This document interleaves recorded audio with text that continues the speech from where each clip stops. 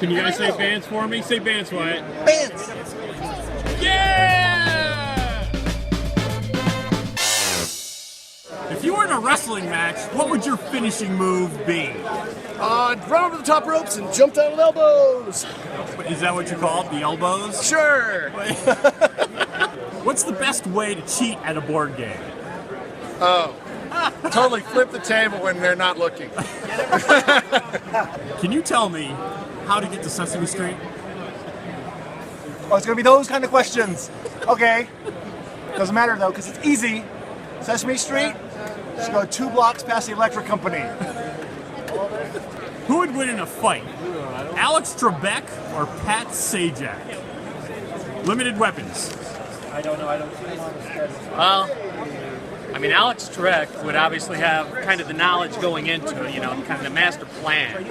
But I got a feeling Pat Sajak fights dirty, so I got to go with Pat Sajak. If you were going to be crushed to death by a pile of games, what game do you want it to be? Caverna. I want it to be fast, and that's a heavy game. So if I was going to be crushed to death, then just tons and tons of Caverna. Okay. Just all of the wooden pieces. That's awesome. All over. All right, we got Michael Fox here of Little Middle Dog Show, and I got a question for you, Michael. Fire away. What Ameritrash game would you British up, or make a little bit more classy and you know polite and educated? Okay, I'm gonna go for Imperial Assault. Oh, really? From Fantasy Flight. So, obviously, it's all Star Wars all the time, but it's just that little bit more polite. There's no sort of brutal destruction. There's no killing. Yeah. There's no, because obviously nobody gets killed in the UK. Everybody lives forever. Rather than sort of like at the end of the round, rather than sort of like rolling for initiative, all that sort of stuff, we just break the tea. There's a small cake included. Is Ewan McGregor center on the face of the box? Oh yeah, yeah. It's just him.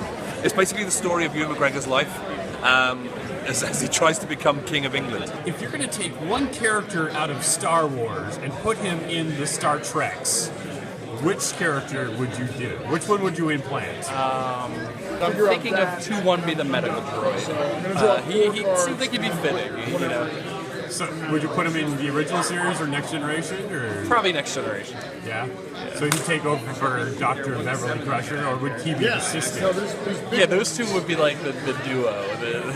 Actually, he'd be cool on Voyager. Take over for the hologram doctor. That was air quotes, by the way, people. So. I could see him making them.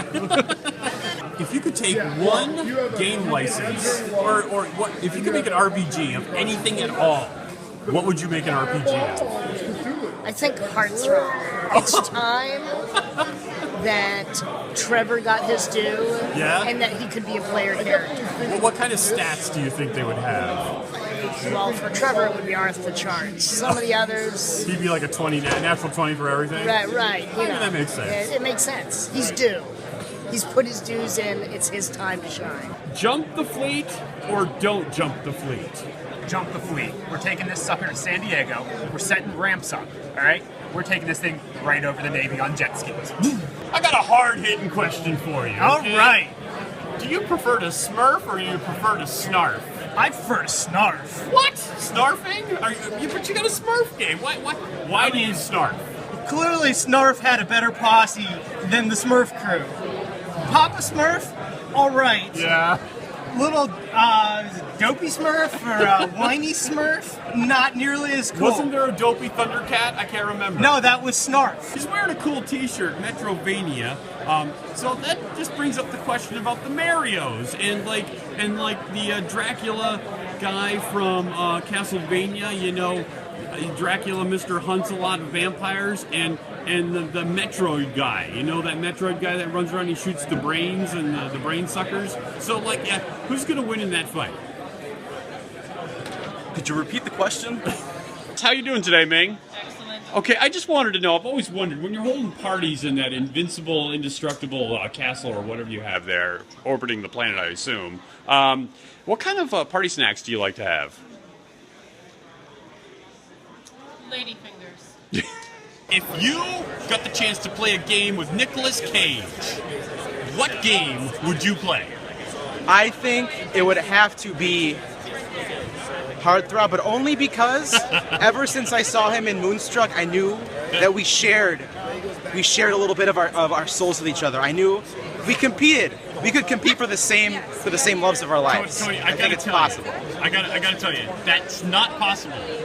Because if you combine Heartthrob and Nicolas Cage, it's a reaction that would destroy probably. It would be something I would love to do with my dying breath. So I will destroy the universe for this opportunity. I'll high five that. I never high five, so feel honored. Choose your favorite game designer, and we're gonna put them in a movie. We're gonna re-theme, or we're gonna refilm a movie with these designers in it.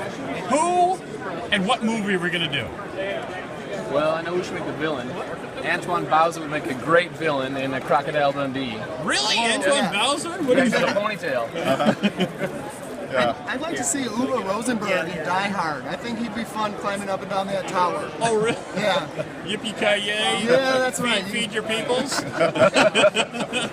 Yeah, and I think like a Bruno Feduti would be a great kind of the sidekick, like the unsuspecting sort of hero that nobody expects to be. I think you're right. You're right. Yeah. Brendan passed up playing War of the Ring to play Heartthrob. That I did. Which this man is a national hero. It was the right choice. Yes. Okay, so Brendan, yes. Tell me, War of the Ring, that game, I hear it's kind of lame, but whatever, everybody's got their opinions. Yeah. But what would you re-theme War of the Ring to make it more Bants? Super Bants, I think we're going G.I. Joe, getting into the Cobra base, re-theme of Mordor, you're the hero, you're the G.I. Joe squad instead of the companions. Unbeatable combo. Travis passed up playing Heartthrob today. Tell us why, Travis. Why did you pass up? Well, me and my sister's about 3 years younger than I am, and she had that game when she was a kid, when she's right in the teeny bopper era, so I've actually played that before. Really? When I was about 15, 13, however old I was when it came out. So I guess I felt like I was a little too much of a ringer for that game. Oh, so you got some Heartthrob chops. Too much practice. If you're going to make one theme park ride out of a board game, what board game would become a theme park ride? It would be One Night Werewolf. Oh, really? Yes. So the idea is that you'd basically have everyone on a kind of a floor that would open up below everyone. Everyone's wearing a harness, and basically everyone's given a secret role, and everyone has to argue about who's the werewolf, and if everyone obviously in the game can pick who the werewolf is after all this stuff, things are said and done, like the switching and things around. If everyone's right, the two werewolves are dropped below. It's like a pit of something funny, but they don't want to go into maybe a pit of water. Sounds like you're giving this a lot of thought. And then, but if they're wrong, everyone else but the werewolves go in. How tall do you have to be on this to go on this ride? Doesn't matter because everyone's going to be in a harness, so it'll be fine. If you're going to add a VCR tape to a modern board game to make it better, obviously, what game needs a VCR tape in it? We need a grid one. Definitely.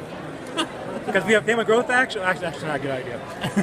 The farming action, we can actually someone plow the field and have the plants grow. You can watch the plants grow for like 3 hours. So and just give me like an 8 tape set. Now the family growth action, maybe not so much. Awkward.